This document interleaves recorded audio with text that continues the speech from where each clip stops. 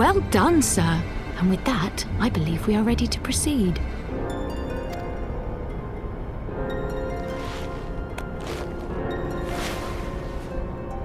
Let us be about our business, then.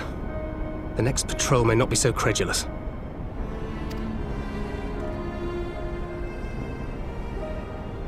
Why must you be so disappointingly brusque? You're not at all as Minfilia described, you know. I don't think you favoured me with so much as a single compliment since we set out. Tell me, did your time in the wilderness sap you of all your charm? Or are you holding it in reserve for your beloved? This is neither the time nor the place. Well, call me old-fashioned, but when I'm risking life and limb infiltrating an Imperial castrum, I like to be sure of my comrades' motivations.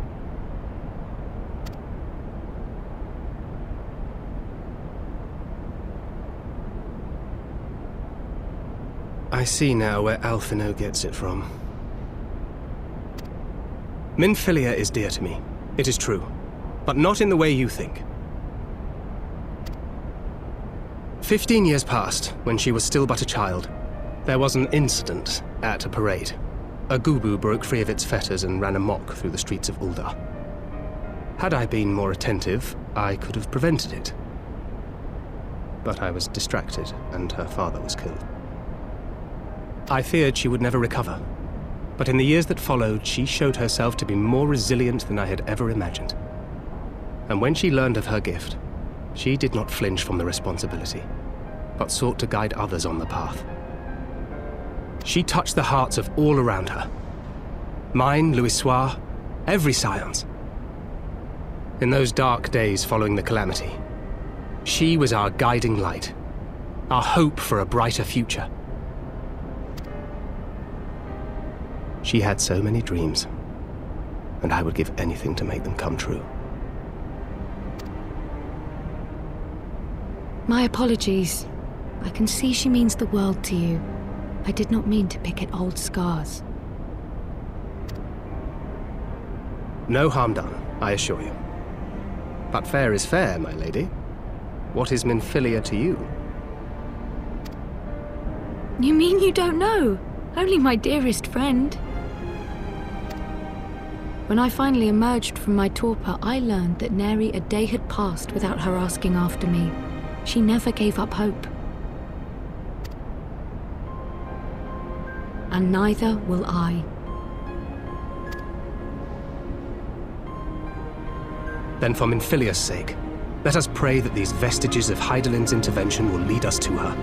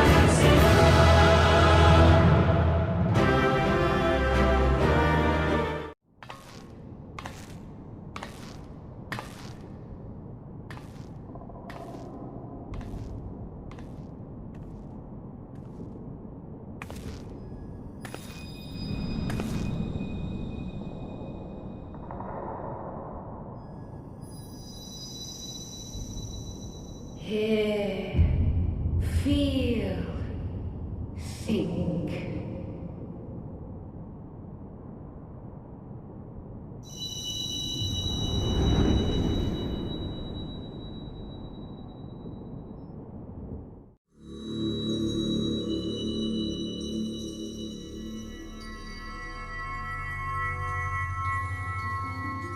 Through time and space hast thou journeyed unto me, as I knew thou wouldst.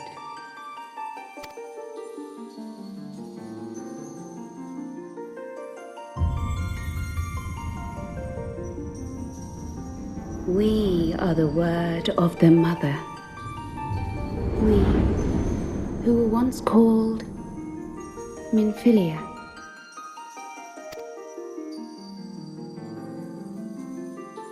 Much time hath passed for thee since the bloody banquet, since I hearkened to her word. Mother, Hydaelyn, guided me towards Y'shtola and Thancred, that I might be swept up in their flow and delivered unto the ethereal sea. There, adrift and alone, her voice silent once more, I prayed for those we have lost, for those we can yet save. To her I would make an offering.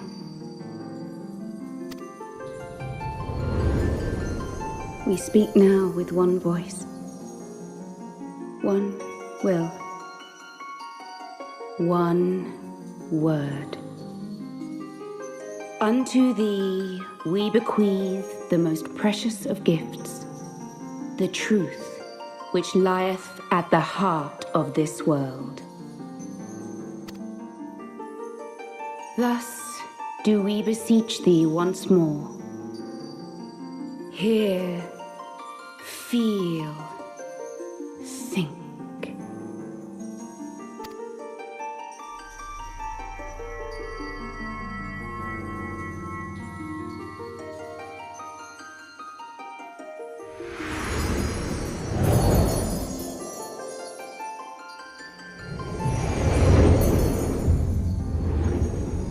Before there was life, in the depths of the ethereal sea, light and dark did once dwell as one. But the darkness coveted power, and the balance was broken. Thus was I forced to banish him unto the distant heavens, to forever remain apart, a moon bound. In sundering the star did we cry out, and the barriers twixt planes chanced to falter. Across 10 and 3 were we then divided, reflections of the source, each possessed of a shard.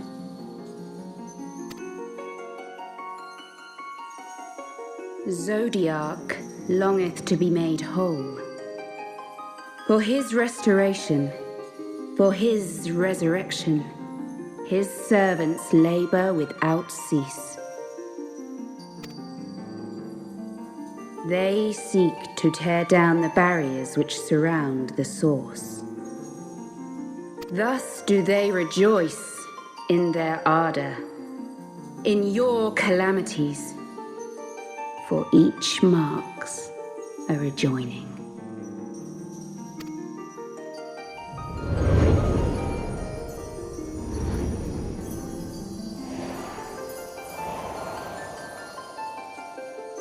Seven times have they succeeded.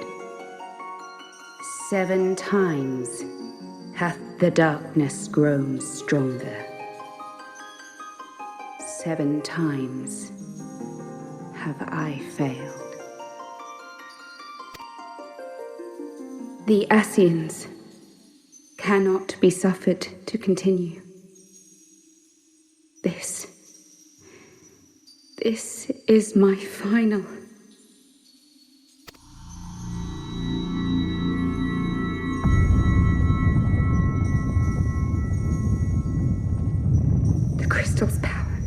is all but spent. With what remains, I will return you to the shore of the ethereal sea.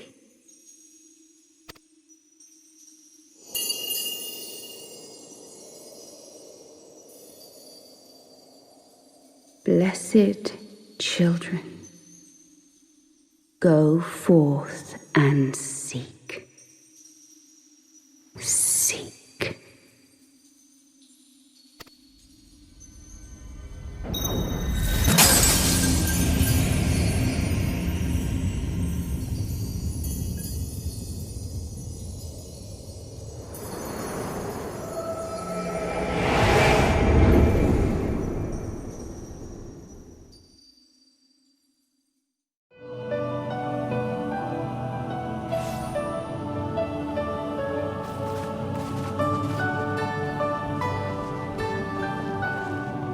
Thank the 12! Did you find her? Did you find Minfilia?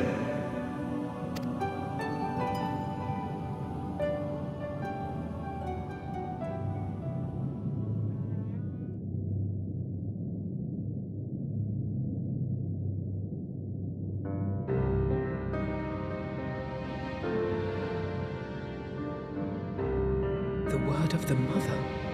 I'm not sure I understand.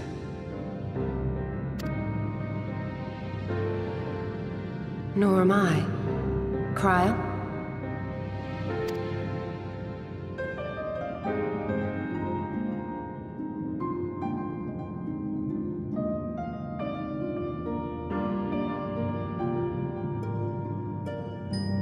As unbelievable as it sounds, I see no reason to doubt her. The word's tale. No one was more sensitive to the will of Hydaelyn than Minfilia. And if Hydaelyn has grown so weak that she can barely make herself heard, it is not hard to see why Minfilia, having joined with her, might struggle to maintain her own form.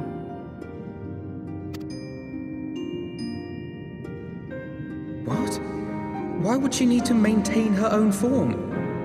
Are you saying she's gone?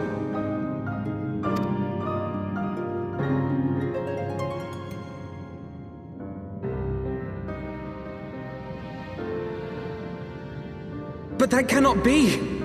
Not now. Not after all we have accomplished. We were meant to usher in the dawn's light together. She threw herself on the fire to fuel your dawn's light, boy. You'll just have to usher it in on your own. Must you be so ungentle?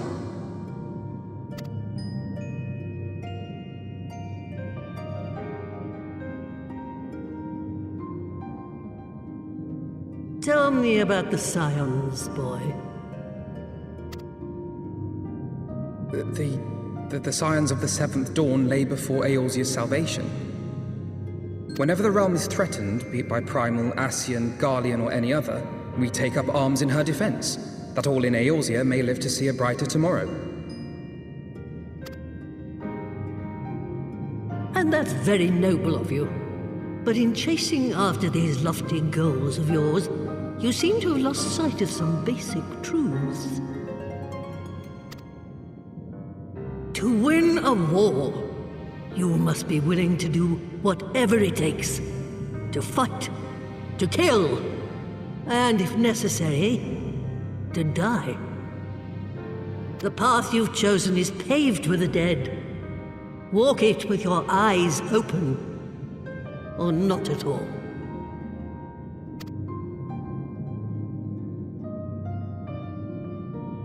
I know the truth of which you speak, and have from the first. If the Ascians will go to any length to resurrect their god, then we must needs be as committed to our cause, to unmask them and their schemes, and to crush them both utterly.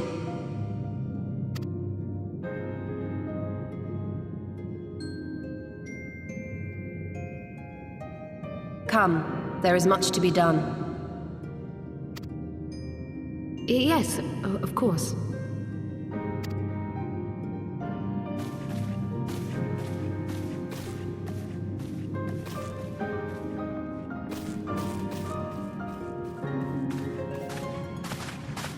Thancred, wait!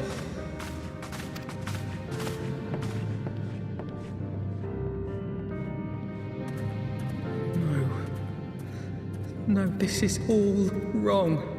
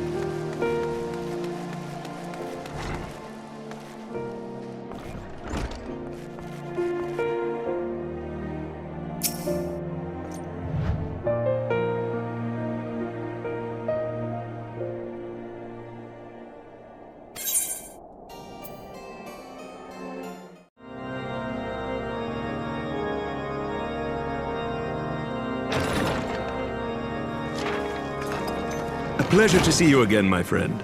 I take it you received our invitation. Good, good. You of all people should be present.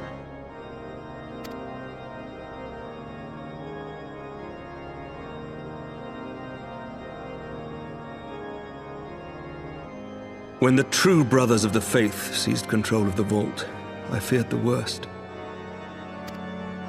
Yet in adversity were we blessed with the promise of peace between man and dragon through Vidofnir's timely rescue of an innocent child. Timely, I say, though miraculous or providential might better describe the event. The gods themselves could not have devised a more fitting symbol of hope. Needless to say, we could scarce let such an opportunity pass us by. Which is why I set about making formal arrangements for a peace conference between our peoples.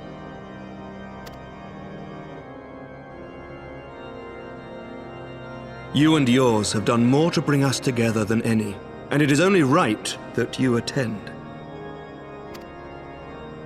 But I confess that is not the only reason I would be glad to have you there. Given Nidhogg's implacable opposition to the peace, it is possible that he and his followers may attempt to disrupt proceedings, in which event your presence would be a comfort to all in attendance. Pray understand, I have no wish to invite the worm's ire, but if our fractured nation is to heal, if we are to move forward as a people united, then we must do whatever is necessary to bring about lasting change.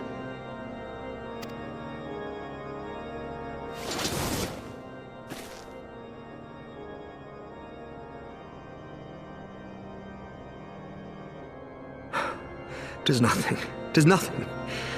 Lucia cautioned me against giving vent to my passions, lest my wounds reopen.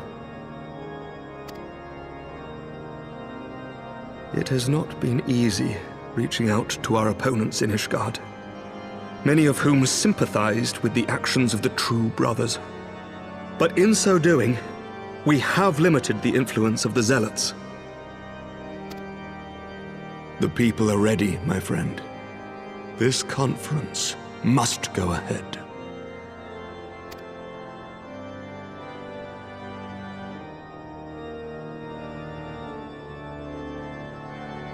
I knew you would understand. The conference will take place on the border of Ishgardian and Dravanian territory in Falcon's Nest. Lucia is there seeing to the final preparations even as we speak. Pray join her at your earliest convenience. It would not do for the guest of honor to arrive late, after all.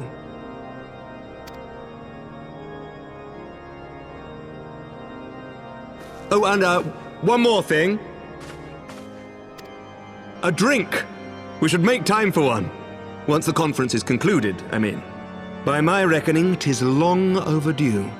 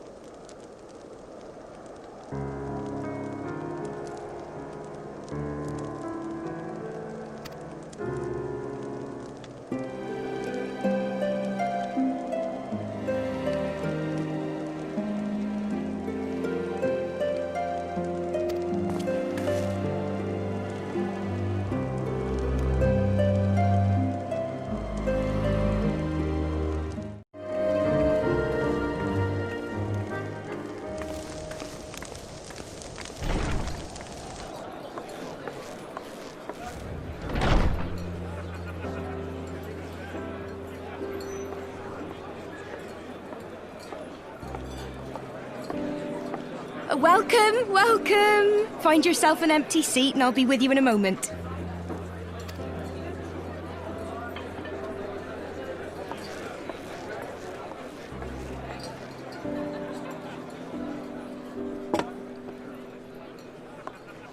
Cold out, isn't it?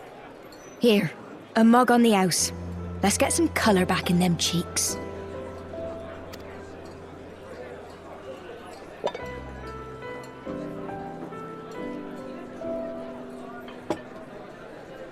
Afraid food will be a bit longer than usual. We've got a lot of hungry folk to feed, what with the conference and all. Oh, so many people with cause to celebrate. To think there could be peace in our time, after all them years of fighting. When I heard about the conference, I knew I had to come. I knew I had to be here, to do my bit. My husband, he died fighting the dragons, you see. And here we are, about to break bread with him.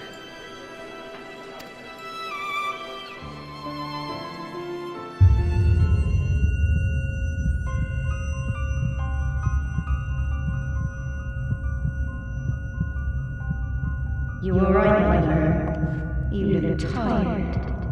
Reckon you could do with a good long rest? After all you've done, I'd say you've earned it.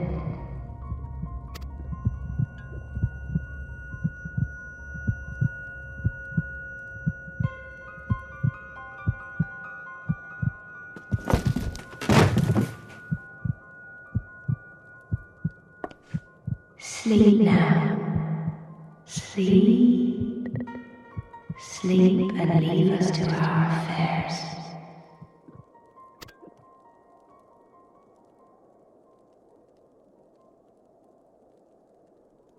This was never your fight.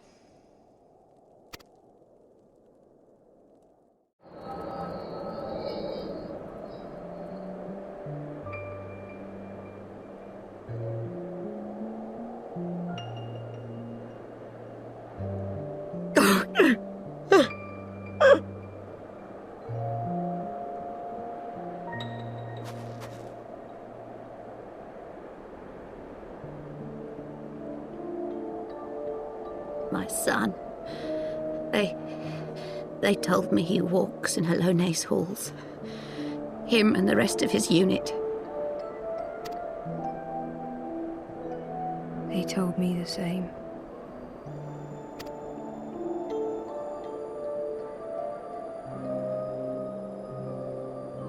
I expect they think it's comforting. Every time I come, I cry. I cannot bear to remember, but to forget would be 1,000 times worse. Yet that is what they would have us do. Accept this truth for the sake of peace. Bury the past and look to the future. But he was my future, my flesh and blood, my heart.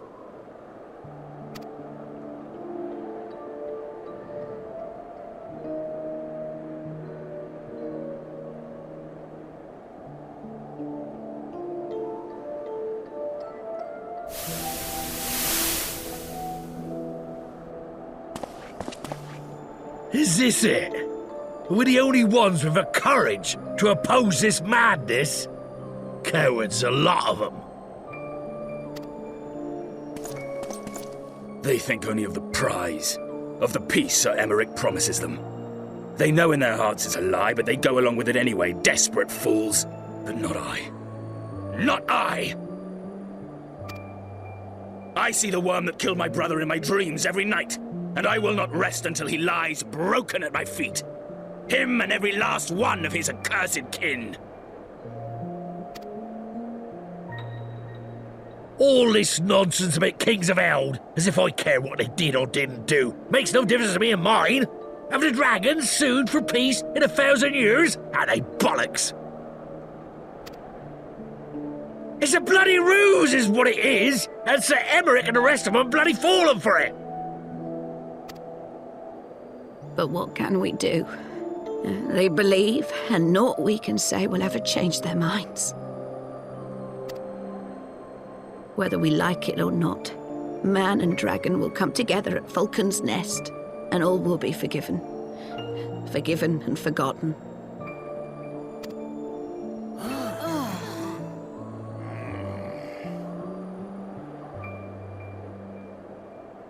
No.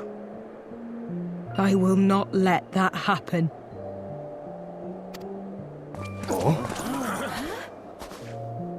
They will remember the true face of the enemy. I will show it to them. And we will rise up against them once more.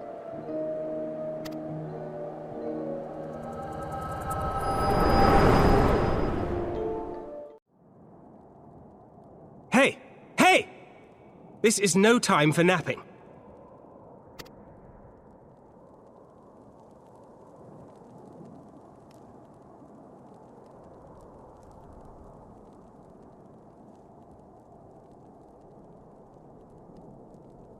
Do you have your wits about you? Good. Come with me. We have a crisis on our hands.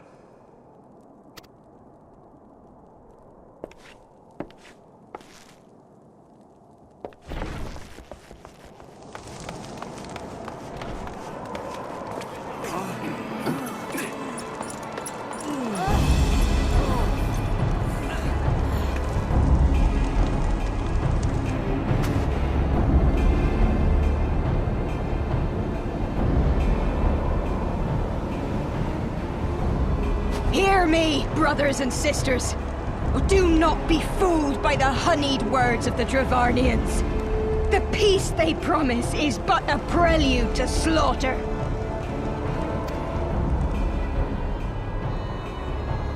Remember your husbands and wives never returned from war. Your children torn apart by fang and claw. All your loved ones shown no mercy. Does not your heart cry out for vengeance? Your blood boil at the injustice?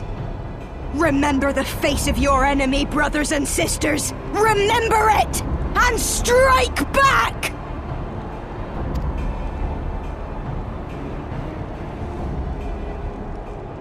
You there! Don't just stand around gawping! Do something, man! Stop her! Yes, my lord.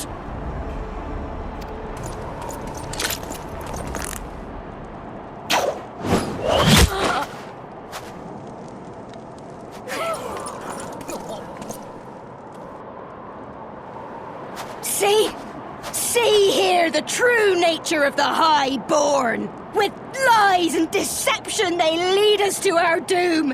And dare we raise our voices in dissent? Death is our reward. This is the choice they have given us, brothers and sisters. Death by dragon's fang, or death by nobleman's command. Death to all we hold dear. I spit on your choices, noblemen! You will take no more from me! No more! No more!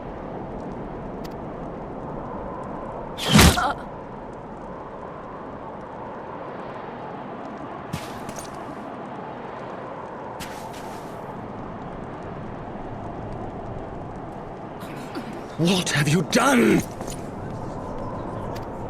I only did as you ordered, my lord.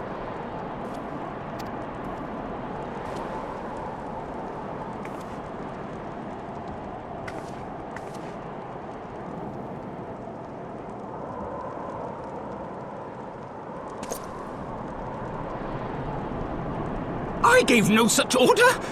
I did not. I never meant for anyone to...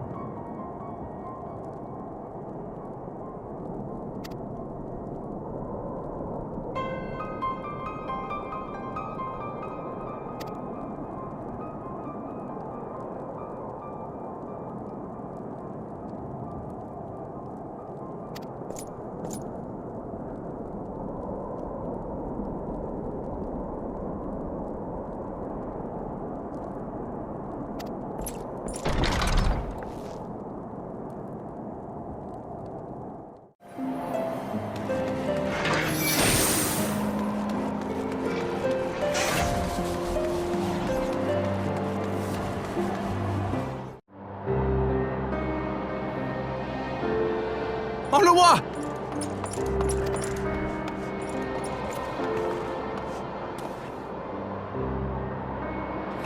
No!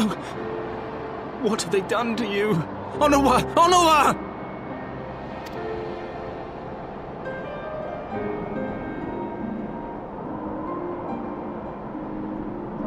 Is that you, my lord?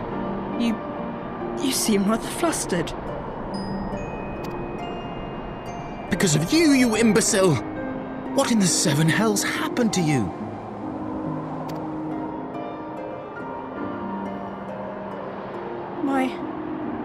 My apologies.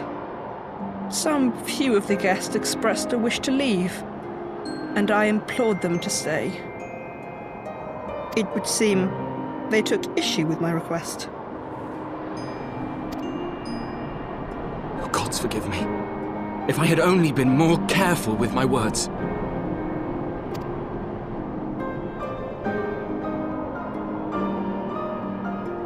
Do not blame yourself, my lord. I know that you and your brother have Ishgard's best interests at heart.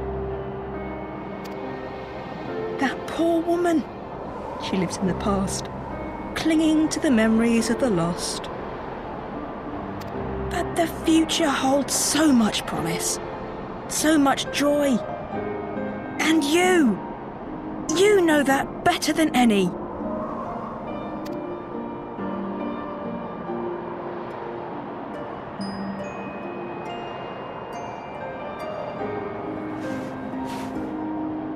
Onawa? Calm yourself. The boy will live. But it's imperative we get him inside and into the care of a Chirurgeon without delay.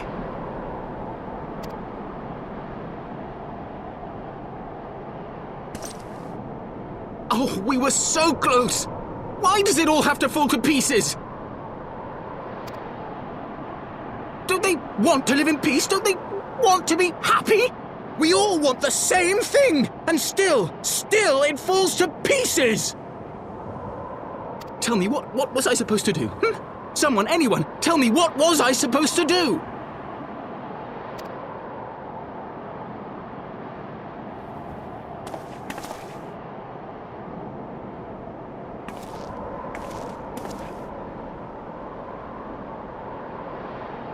Stop looking to others.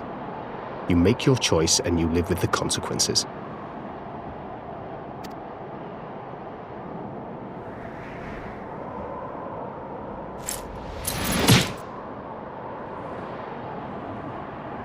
And what would you know about consequences? You who always know just what to say and just what to do. Your every deed is greeted with a round of applause.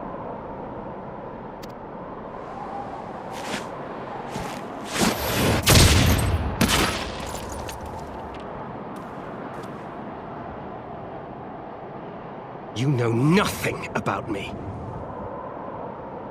I have fought tooth and nail for the people I hold dear. Done everything in my power to save them. And I have failed.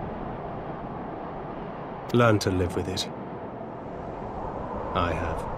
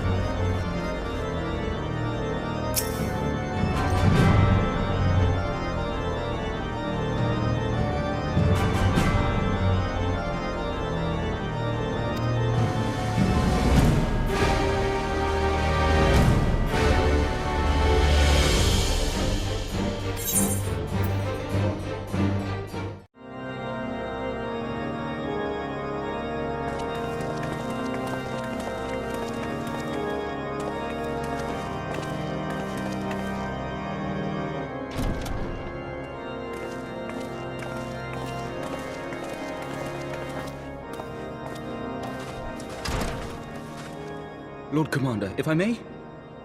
I wish to speak with you before the Grand Melee.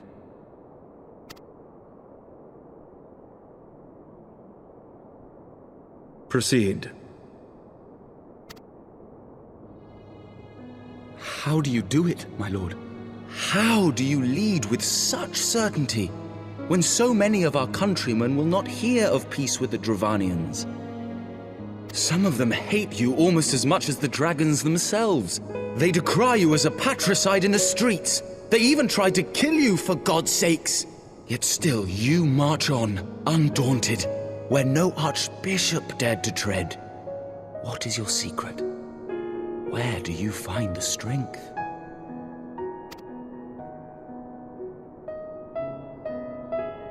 For centuries, our nation has been punished for the sins of our forefathers.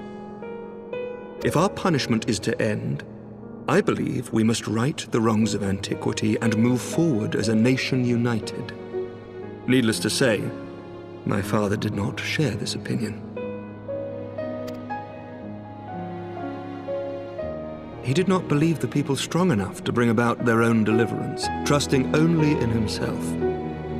Tyranny seemed to him the only solution. But I have faith in the people, Lord Hydaelyn. I have faith that they will weather this storm and overcome every trial we set before them. Many have fought and died to see this blight upon our nation's history cleansed, and I would not let their sacrifices be in vain. Though we invite reprisals, the risk is worth the reward.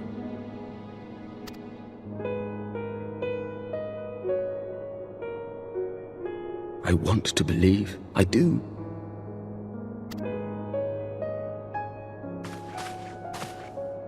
Lord Commander, through my careless orders, a pall has been cast over these proceedings, and I beg the opportunity to make amends.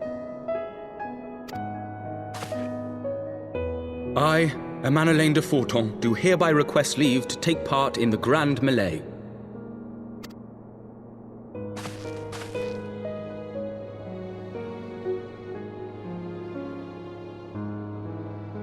Who am I to deny such a heartfelt plea? We would be honored to have you join the fray, my lord.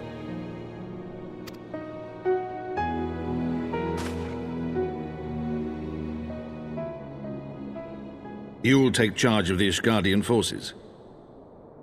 For all my other responsibilities, I am still Lord Commander of the Temple Knights. and I would not soon yield this duty to another. The esteemed Sir Emmerich leading the Temple Knights and the Watch into battle along with my youngest. I could wish for no more. Then you wish for too little, my lord. There is another who might yet join the fray. An indispensable ally to whom we owe much and more.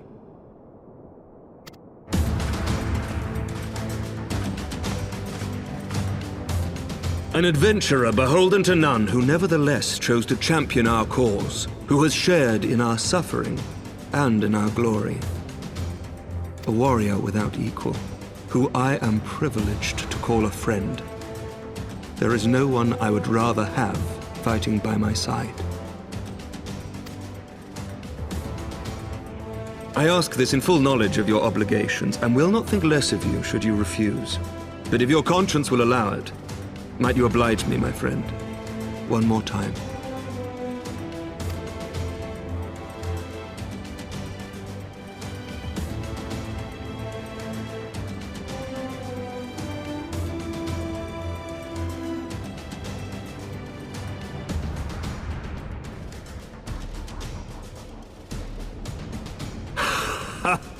Together we shall give the people a spectacle for the ages, a celebration to mark the dawning of a new era.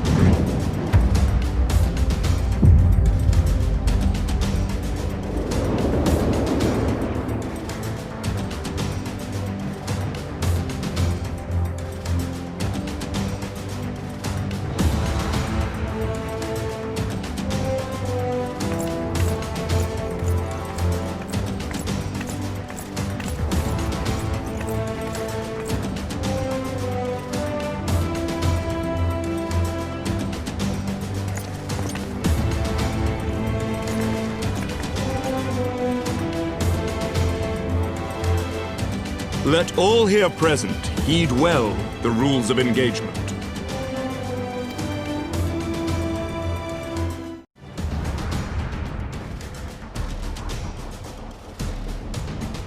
For the honor and the glory of Ishgard.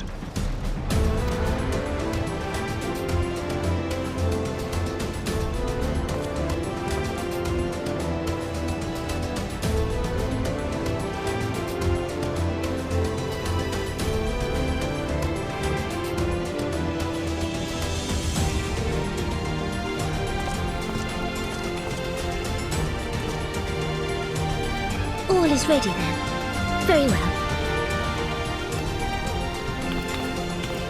Brave men and women of the Eorzean Alliance, let the grand melee begin!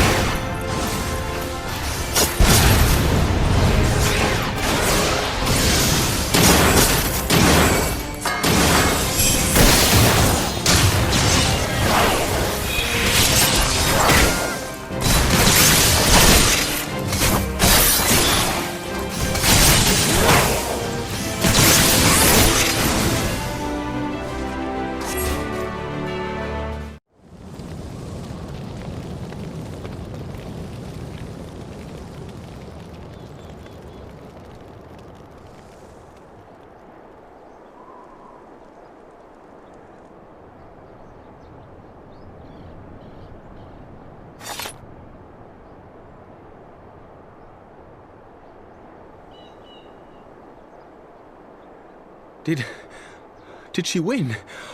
Then we...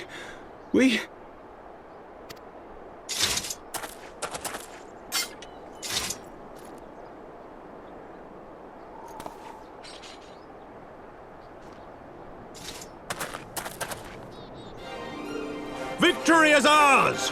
Ishgard! Ishgard!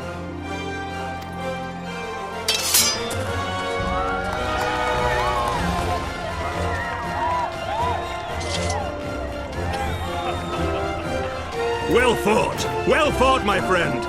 You truly are the warrior of warriors. Thank the Fury you were on our side.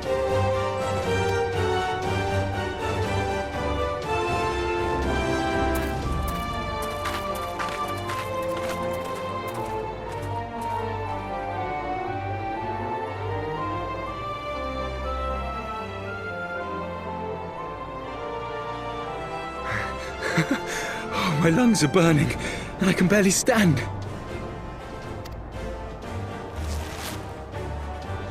I didn't think I could do it, but then I did. We did. We faced the Alliance's best, and together, with one heart, with one purpose, we prevailed. After 1,000 years of hardship, of strife and bloodshed, we are strong enough to rise to any challenge, be it on the battlefield or beyond.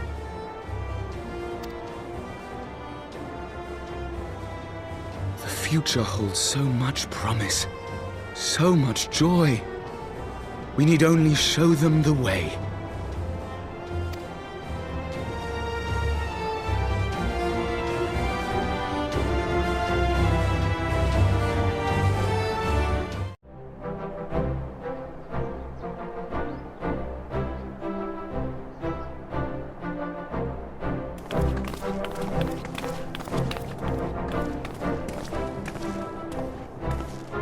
Truly magnificent display, Sir Knight. While doubtless less than pleased, I am quite sure the Grand Companies are honoured to have been bested by such valiant warriors.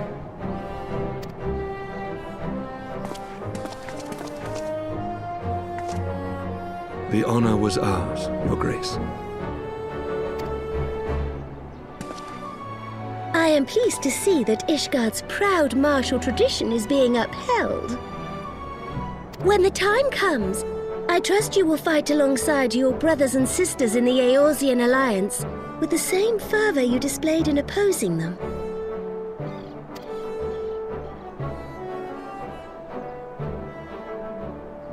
I note that our friend elected to take the field in Ishgardian colors.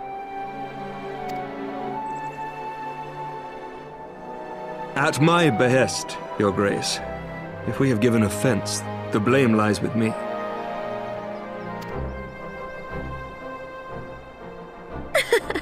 Fear not, Sir Knight. It was a surprise, nothing more. And any hint of ill feeling was thoroughly dispelled by the spectacle of our mutual friend's duel with General Raubarn.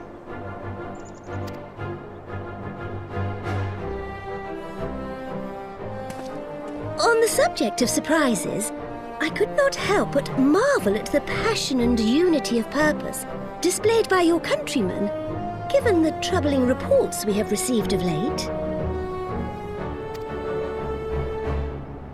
I shall take that as a compliment, Your Grace. The events to which you allude are the price of change. The end of the Dragonsong War marks the beginning of a new era for our nation, and for the people, high and lowborn alike, who will lead her into the future. Ah, yes. The people.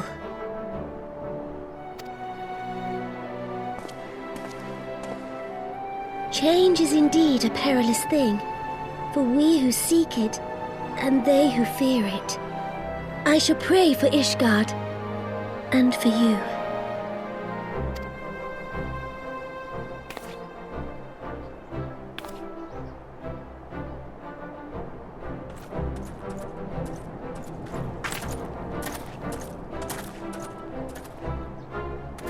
Well, that made for a refreshing change. Congratulations on your victory, by the way.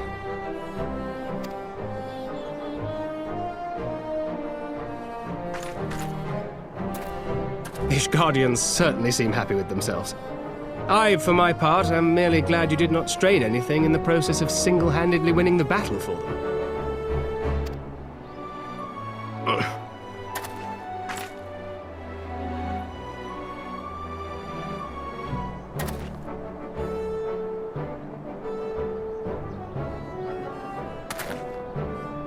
Tis but a scratch, I assure you, and I will not suffer you to worry over me. Not when we have a dozen far more important concerns. Make that 2 dozen. Still, as Y'shtola never tires of telling me, we can but face them head-on one at a time. One day at a time, as Minfilia would have done.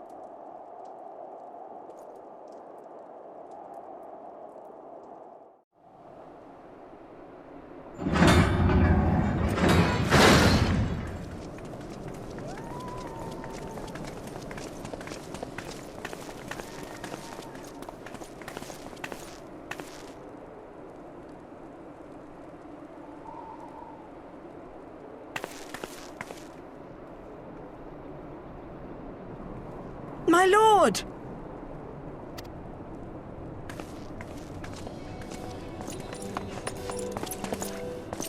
Honorwa, my boy. Shouldn't you be in bed? Thank you for your concern, my lord.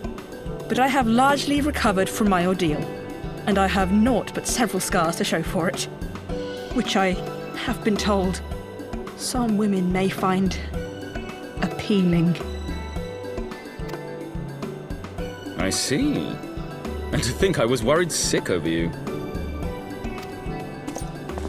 I'm not sure I understand, my lord. Well, let's put that theory to the proof, shall we? My lord? 'Twould seem that a great many things have occurred in my absence. I thought I might begin to make amends by welcoming you in person. The messengers spared not their chocobos to bring us word of your victory in the grand melee. I cannot well describe our elation when we heard the news. It called to mind the day we rejoined the Eorzean alliance, and I glimpsed hope rekindled in the eyes of the people. The Fury herself ushers us into a new era. Sir Emmerich, the time is now. Aye, that it is. Reconvene the conference and summon Vidofnir to Falcon's Nest. We will make peace with Hraesvelga's brood and hasten this bloody war to its end. Yes, Lord Commander. I will send word to Artoirel and bid him resume preparations. Emmanuel, you will place yourself at your brother's disposal. He will be glad of your assistance.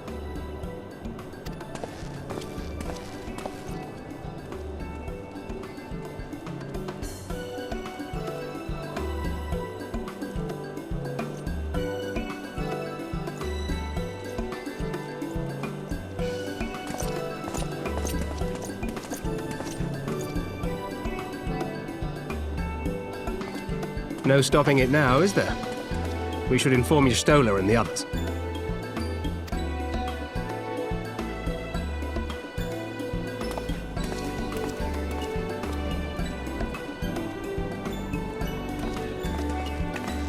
My dear friend, I doubt I will ever be able to thank you enough. But when the conference is successfully concluded, I damn well mean to try.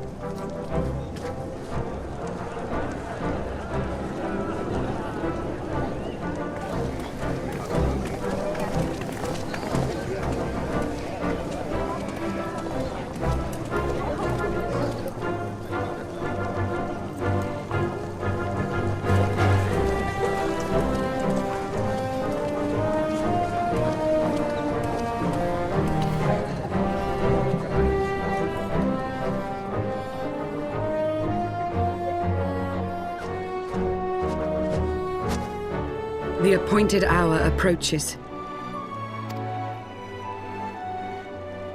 Aye.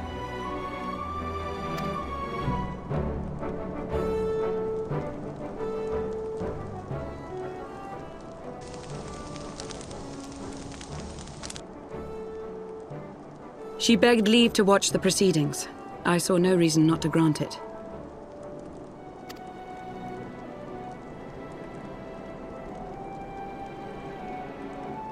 Should I choose to deviate from my prepared remarks, I ask that you trust in my judgment.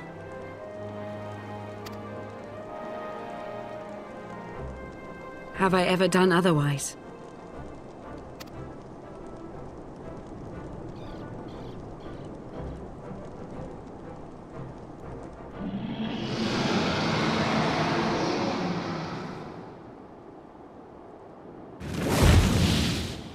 Look!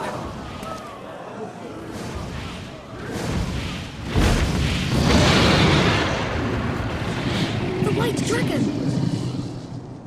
Ah, how long it hath been since our peoples met thus, children of Thordan, even by our reckoning. Vidofnir, daughter of Hraesvelga, we give thanks for your visit, and bid you welcome to Falcon's Nest. Our sire bade us hearken unto the whispers of our hearts. They spoke to us of a paradise lost, of bonds of brotherhood which they yearned to see restored. Ours too yearn for such a restoration, and they have guided us here this day, that they might yearn no longer.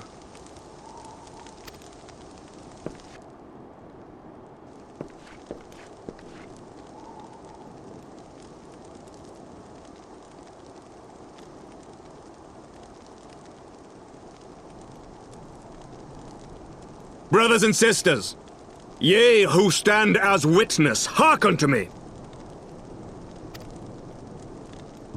Since the days of Eld, when the bonds betwixt man and dragon were sundered by our hand, our peoples have known only war.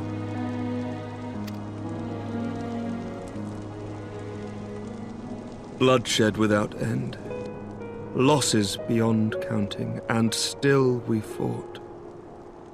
And still we fought.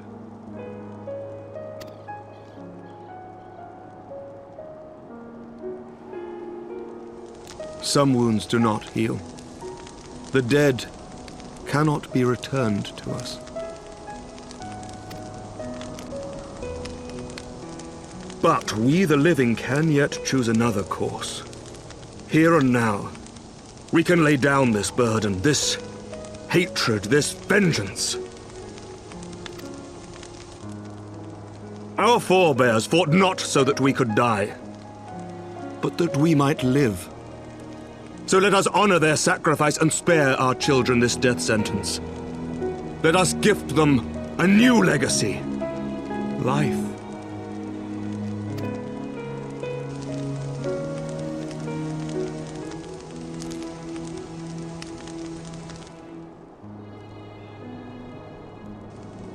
Betwixt our peoples yawneth a divide deeper than the deepest abyss, wider than the widest sea. Generations will live and die ere this divide is bridged. Knowing this, doth thy heart yet yearn for peace, son of Thordan? Look now on the legacy we would leave to our children. A dream of peace, inscribed in stone for generations to come.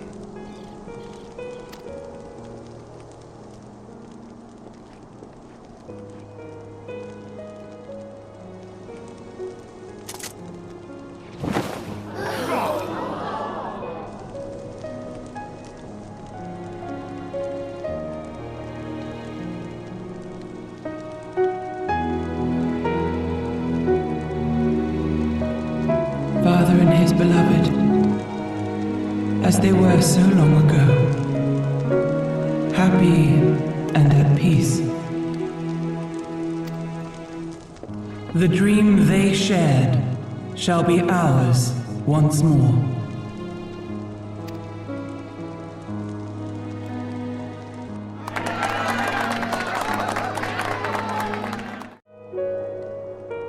Never!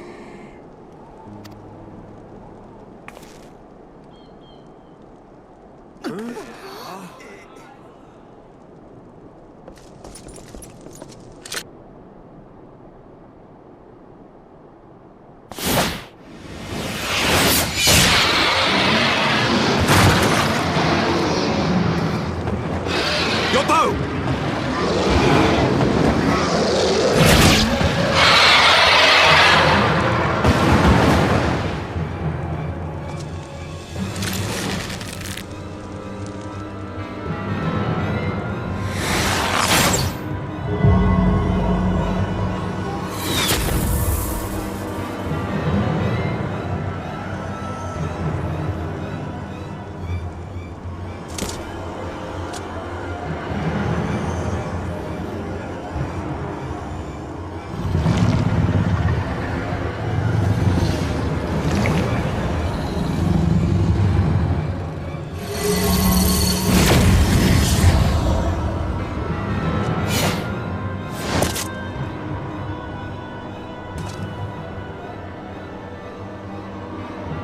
Child of Dravania, art thou grown so forgetful that thou wouldst forsake kith and kin and consort with the spawn of Thornton?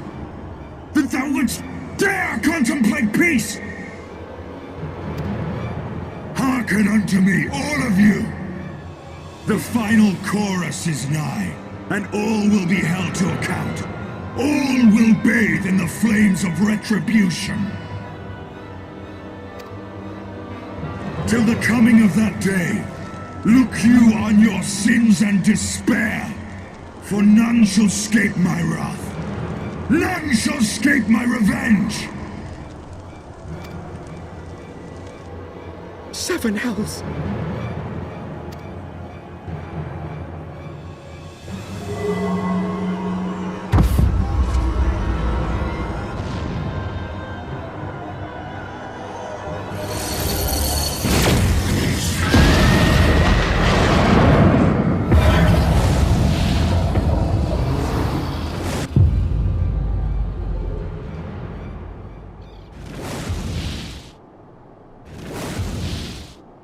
Damn you, Nidhogg.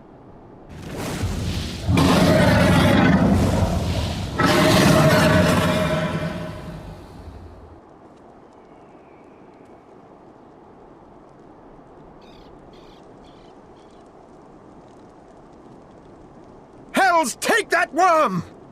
While he lives, we'll never know peace. Aye! There'll be no end to this war till Nidhogg is dead and gone! So let's kill the bastard and be done with it! Death to Nidhogg! Death to Nidhogg! Death to Nidhogg!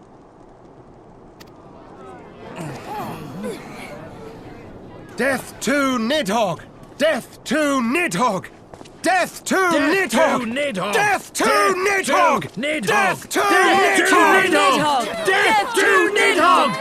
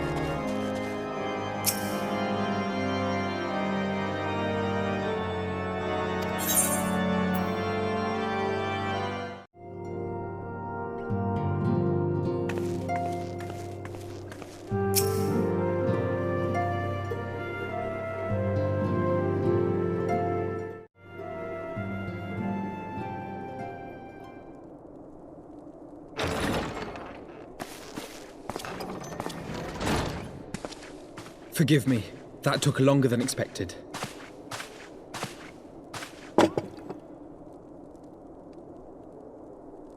You seem puzzled. Oh, these. I thought something warming might not go amiss. It was not all that long ago that we sat here, you and I. In our very own falling snows, as Lord Horshvon called it. I still struggle to believe he is gone. And Azelle too. I had such hopes for her.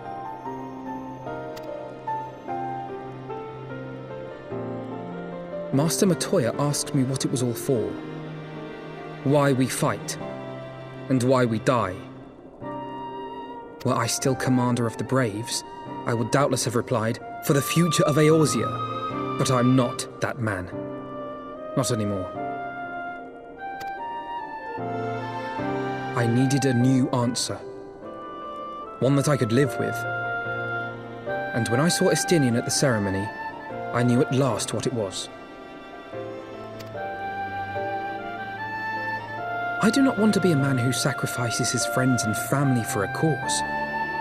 I want to fight for Estinian, and I want to save him. When Nidhogg leads the Horde into battle, Ser Emeric and his forces will do what they believe must be done. That is their choice to make. Yet even if Ser Emeric is willing to forsake Estinian, I am not. We must fight for him, for he is our friend and ally. We may struggle, we may fail, but we must try.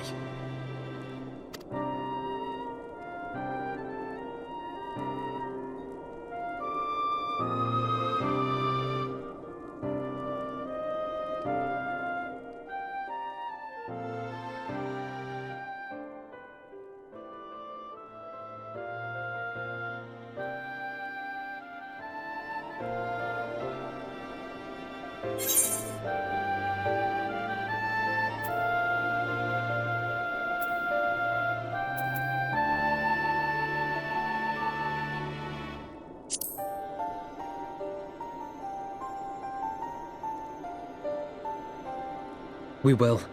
I know we will.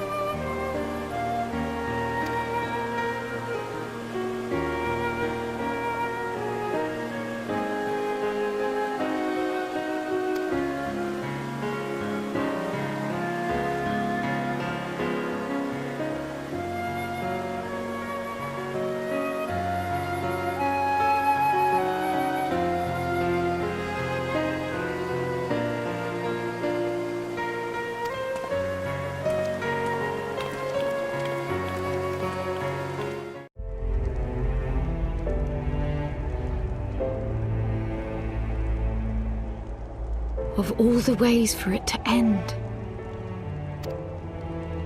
Even before his transformation, I could feel the worm's hatred swirling about Estinian.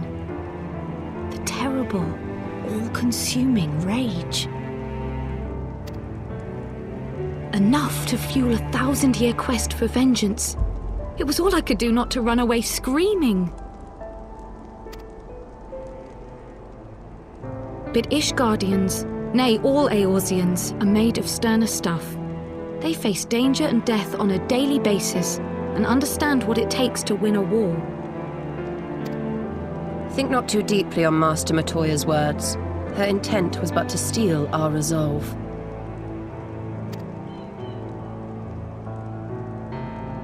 That, and to remind us to look beyond these passing conflicts to trials greater still, to the truth which hides at the heart of this world.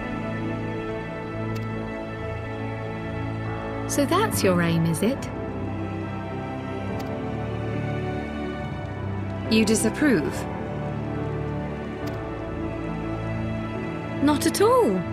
I believe it's traditional for the student to follow in the footsteps of the master. And you are so very alike.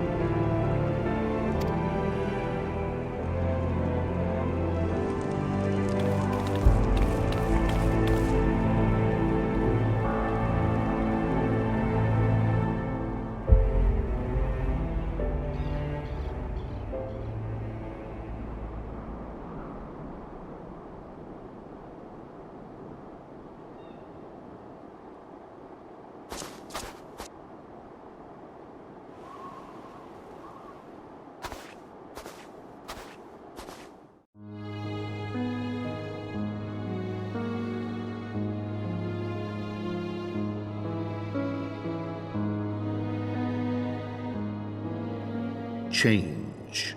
That great inexorable wave was upon us, and soon all of Ishgard would bend to its will.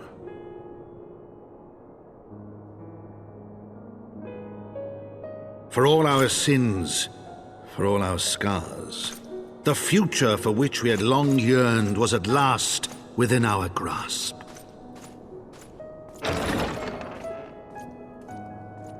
But it would be bought at a heavy price. For in those twilight hours did Nidhogg cry out for vengeance, and his brethren raise their voices for the final chorus of the Dragon Song War.